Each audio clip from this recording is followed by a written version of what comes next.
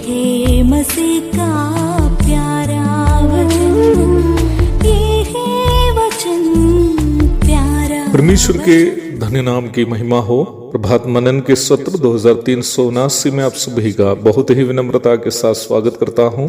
आइए आज के मनन के लिए हम एक और बार पढ़ते हैं पत्रस की पहली पत्री 3 अध्याय उसकी पहली और दूसरी पद। हे पत्नियों, तुम भी अपने पति के अधीन रहो, इसलिए कि यदि इनमें से कोई ऐसे हो जो वचन को ना मानते हो, तो भी तुम्हारे भय सहित पवित्र चाल चलन को देखकर बिना वचन के अपनी अपनी पत्नी के चाल चलन के द्वारा खींच जाए। पत्नियों को अपने अपने पतियों के अधीन रहने के संबंध में कुछ बातें हम कल चर्चा की थी। इस विषय में कुछ अन्य बातें जो सैद्धांतिक रूप में प्रेरित पौलुस के द्वारा समझाया गया है, आपके ध्यान में मैं लाना चाहता हूँ। तीमुथियुस की पहली पत्री 2 अध्याय की 11 से 14 तक के पदों में हम निम्न बातें देखते हैं। वह महिलाएं अधीनता के साथ व्यवहार करने की आवश्यकता के संबंध में 3 महत्वपूर्ण बातों को प्रेरित पौलुस सूचित करते हुए आप देख सकते हैं। पहली बात 11 एवं 12वीं पदों में अपने प्रेरित होने का अधिकार का उपयोग करते हुए पौलुस इस प्रकार आदेश देते हुए हम देखते हैं। स्त्री को चुपचाप पूरी अधीनता से सीखना चाहिए। मैं कहता हूं कि स्त्री ना उपदेश करे और ना पुरुष पर आज्ञा चलाए, परंतु चुपचाप रहे। कुछ लोग इन बातों को पौलुस के व्यक्तिगत अभिप्राय कहते हुए नजरअंदाज करते हुए देखते हैं, पर ऐसी सोच परमेश्वर के वचन में अज्ञानता और वचन का पालन नहीं करने का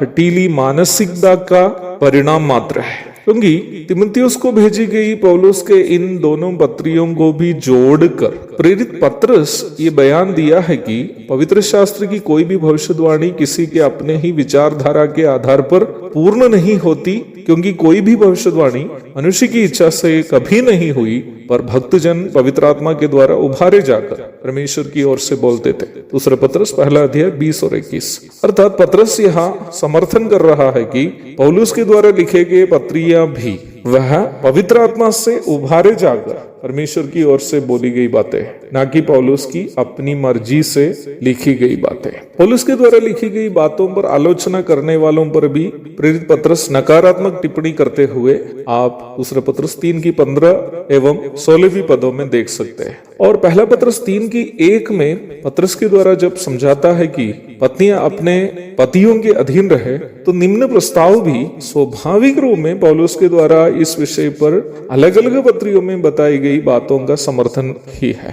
तो प्राथमिक रूप में महिलाएं और परिवार में पत्नियां भी अधीनता के साथ रहने का प्रथम सैद्धांतिक कारण यह है कि यह परमेश्वर की ओर से प्रेरितों के द्वारा कलीसिया को दिया गया आदेश है। It is a commandment from God to the church through the holy apostles.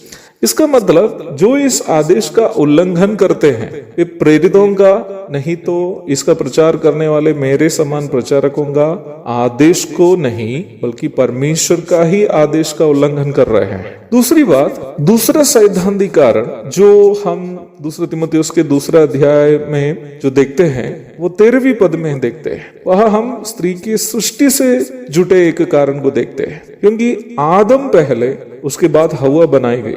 यह जब पौलुस कहता है कि हव्वा को बाद में बनाई गई है, तो वो हव्वा की सृष्टि के पीछे परमेश्वर का उद्देश्य की ओर इशारा कर रहा है। परमेश्वर ने आदम को हव्वा के लिए नहीं, बल्कि हव्वा को आदम के लिए बनाया था, ताकि हव्वा आदम से मेल खाने वाला सहायक बने।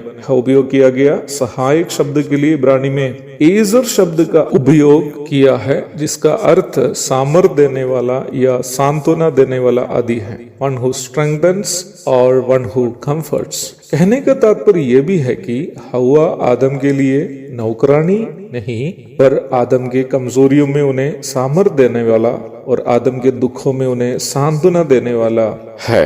हव्वा की सृष्टि करने के पीछे परमेश्वर के उद्देश्यों को हम यहाँ देखते हैं। कहने का यह भी तात्पर्य है कि आदम के लिए सृष्टि की गई हव्वा कभी भी आदम पर अधिकार चलाने वाली और आदम की अगुवाई करने वाली नहीं होनी चाहिए, बल्कि आदम के अधीन रहने वाली होनी चाहिए। तीसरा कारण पहला तीमुथियुस 2:14 में हम इस प्रकार देखते हैं, आदम बहकाया ना गया पर स्त्री बहकाने में आकर अपराधिनी हुई। समय अधिक होने के कारण इस तीसरी बात की चर्चा हल करने के लिए सोचते हैं। तब तक के लिए आपसे विदा हो जाता हूँ। प्रभु आप सबको आशीष दे। आमीन। पापी को मुक्ति का द्वार है, संत को मार्ग का दर्शक है, विश्वास जो करते हैं उसके लिए अनंत जीवन का साधन है।